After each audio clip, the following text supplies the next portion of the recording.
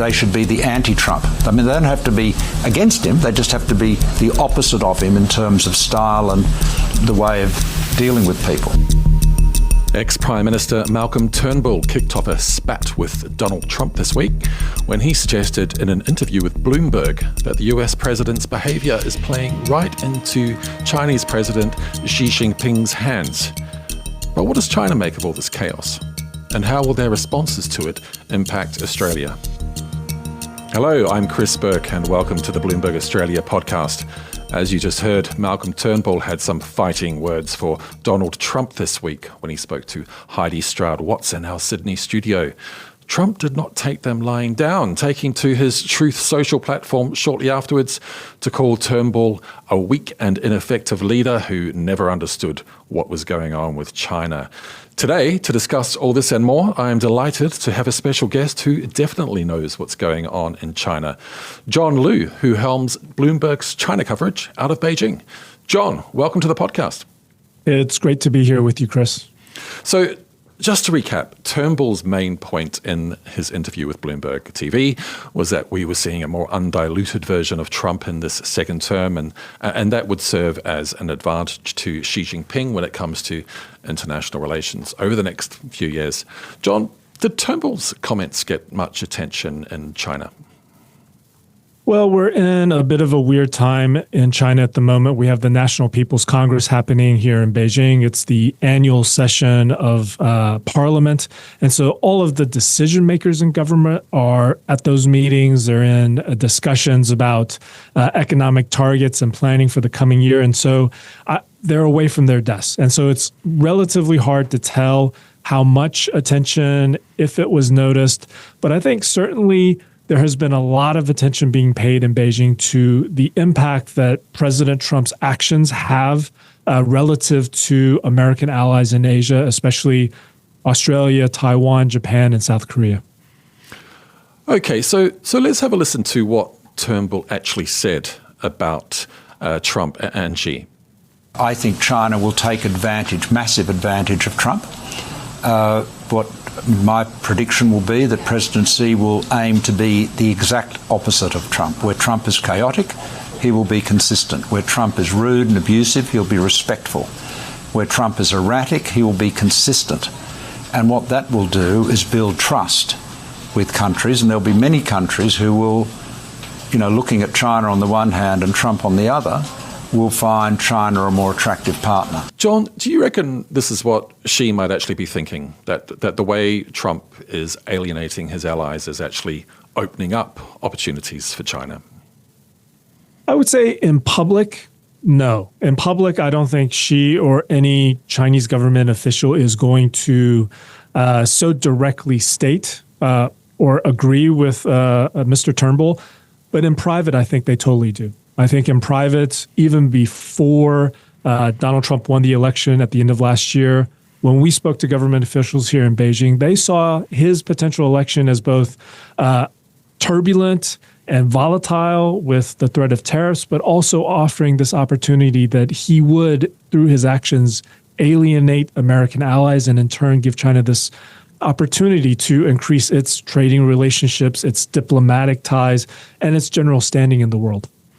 That's interesting. So would you say that they were prepared for like Trump 2.0, as we're calling this term? They were definitely preparing.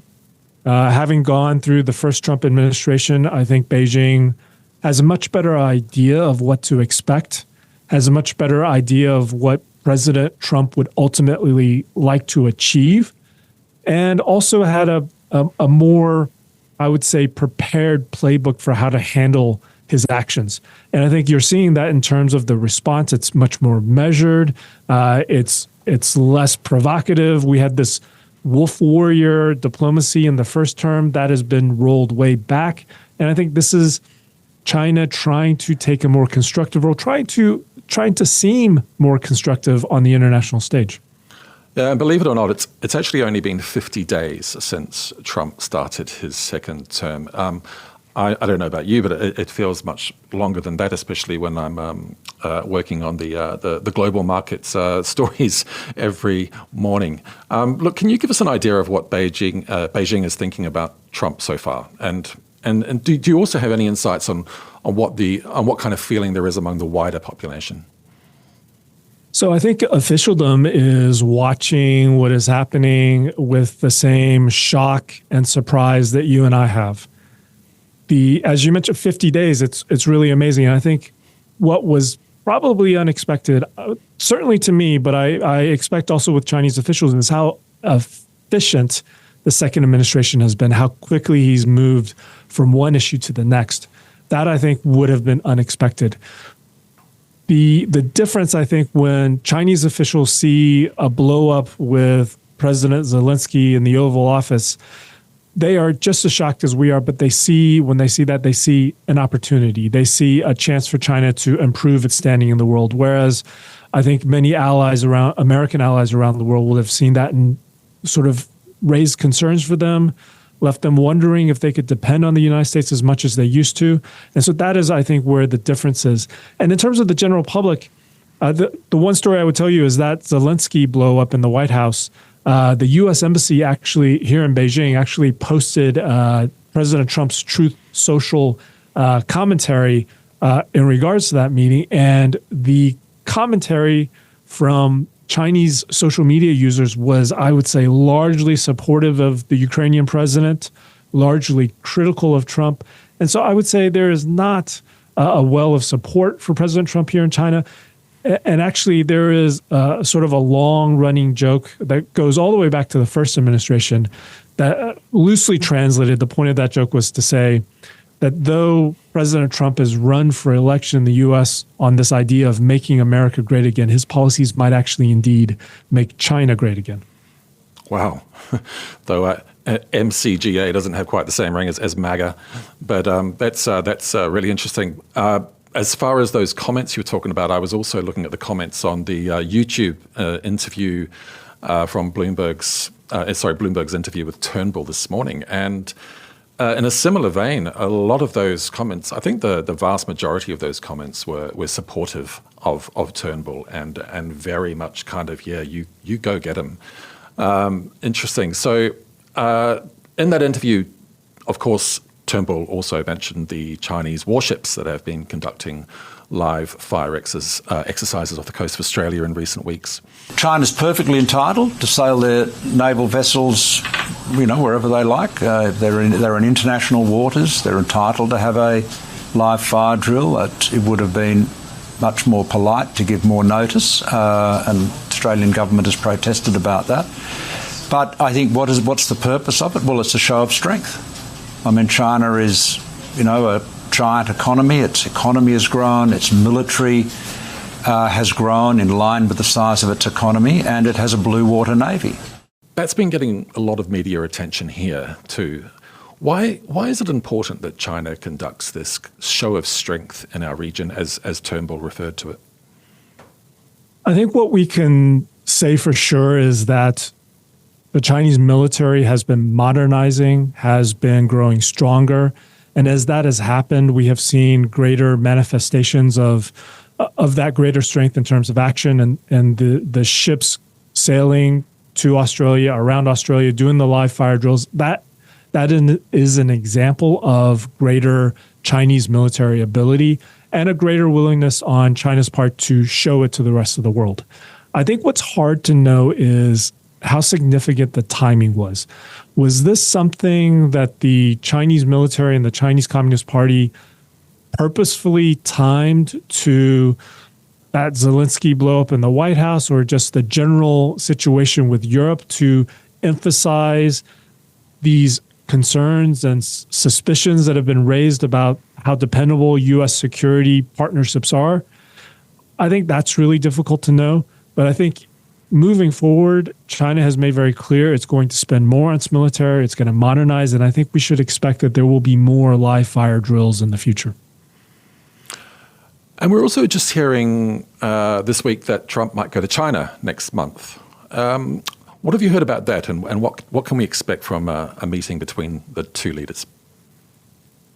So I think definitely there is a desire in both Washington and Beijing to arrange a meeting between the presidents. I think where it gets tricky is how do we get from today to that meeting? And the trickiness lies in the fact that I think in Washington, based on everything that I've heard from our colleagues in the U.S., the White House essentially just wants to, as quickly as possible, get Trump on the phone with Xi. But in Beijing, it's very clear that that is not what the officialdom in Beijing wants. They want to work out every single detail that is going to be discussed and what China is going to offer and what the United States is going to give before they get President Xi on the phone with Trump. They want to avoid 100% the risk of some embarrassment for President Xi as a result of that call. They would not want something like what happened with Zelensky, some sort of blow up to happen. That would be devastating. When we come back, how does China plan to navigate President Trump's latest trade war?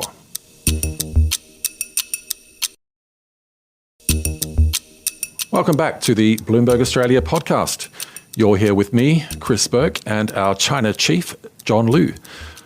Australia has a fairly uneasy relationship with China, John. So obviously we're navigating our major economic partnership with Beijing on the one hand, and on the other we have this major security agreement with the US, which China clearly doesn't like.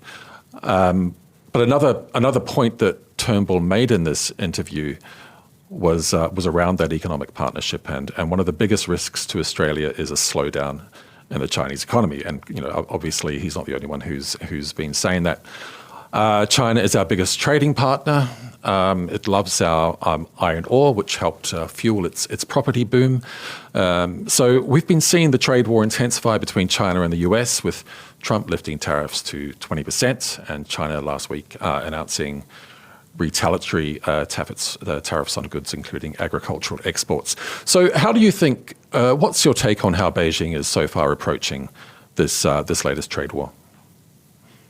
So if you go around Beijing and you talk to officials, there is a broad thinking that everything that Trump is doing is a step towards some grand bargain with China he would like to strike. And so all of the tariffs that have been announced, that have been put in place, they are essentially a bargaining position. And so what you see in terms of the response from Beijing is a more reserved response, a more measured response. And they're doing that to make sure that the door can stay open to negotiations. And so I think the real question for Beijing now is how high do the tariffs need to get? How much response does Beijing need to undertake before those negotiations start?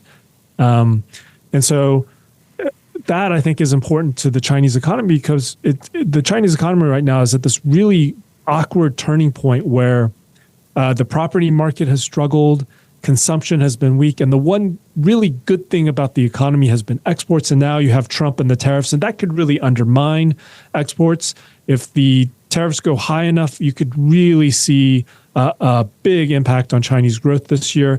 And so the government is trying to balance, how much it retaliates versus how much it can take in terms of tariffs and the impact on its trade. How patient can they afford to be, though? I mean, as you say, these tariffs could get even higher down the line. They're taking a very measured approach, which I imagine is supported by investors, both locally and globally. But what say Trump ramps up tariffs down the line? Do you think this approach could change? I think the approach will certainly change, because the Chinese manufacturing has a very significant price advantage. And so maybe at 10%, maybe at 20%, the prices that Chinese goods, how much cheaper they are, they can overcome potentially that margin in terms of a tariff. But if they go higher and higher and higher, I think Chinese goods will become less and less competitive. But at the same time, I think it would be naive to think that putting up tariffs as high as 60, 70, 80% on Chinese goods would not have a reciprocal negative impact on the American economy. And so there is like a back and forth where everybody is getting hurt in this trade war. And so I think China will hold out as long as possible. I think China will hold out longer than what we've seen with the Canadians and the Mexicans and potentially even the Europeans. But at some point, they will have to come to the table, not only because it's good for China, but ultimately because it's good for the United States as well. So we have an election that's going to be, well, announced any day now. That has to be held by mid-May. This is all going to be obviously a big talking point. Trump and China and tariffs. Our economy has just posted the biggest growth in 2 years, although it's still kind of on a fairly fragile footing with consumer spending and inflation still hanging around. But look, I'd be interested to know, what do you think that a more restrained Chinese trading partner means for us, for Australia, which is often touted as the world's most China-dependent economy? So I think the Chinese economy is going through a restructuring, and we've seen that at the National People's Congress this year, where they made increasing domestic consumer demand the number one priority for the government in 2025. And so I think if the Chinese government were to have its way, if it were to be successful, the amount of economic growth that comes from investment, from real estate, from exports would all proportionally go down, and the amount of growth from consumers, domestic demand would go significantly higher. And I think that would mean a different kind of demand for Australian goods. So maybe less steel, but more agricultural goods, more manufactured good, more Australian wine. I think that is how the change in the mix of exports for Australia, I think, would be impacted. But again, this is a big question about how successful will China be in making this restructuring and making this turn. The property market, we've talked about, that's really in the doldrums. Consumers have been saving more and spending less because property prices are down, because the stock market is down, because Trump is threatening the economy with tariffs. People are pessimistic. And so how successful China can be in turning things, it's a big question mark at the moment. So as you say, it's very much a wait and see moment. And is all this chaos and noise just a way of Trump getting his deals done? And is this all are we all going to look back on this in a few months and just wonder what on earth was going on? I don't know. What do you think, John? How do you see the world in 4 years' time? I look at it in terms of the first Trump administration, where there was a lot of bickering and back and forth between the Trump administration and Xi Jinping's government. And ultimately, what happened was a trade deal that was just more buying of agricultural goods and energy from the United States or slightly lower tariffs on Chinese goods. And so for all the talk of a great deal that Trump was going to do in the first term, it never really materialized. So I think the likely outcome of all of these tariffs and all of this bombast in the second term will again be a deal that is not quite as impressive as Trump had wished to have done during his second term. So probably something where China buys more goods from the United States. It has maybe some promise about the currency, and then the U.S.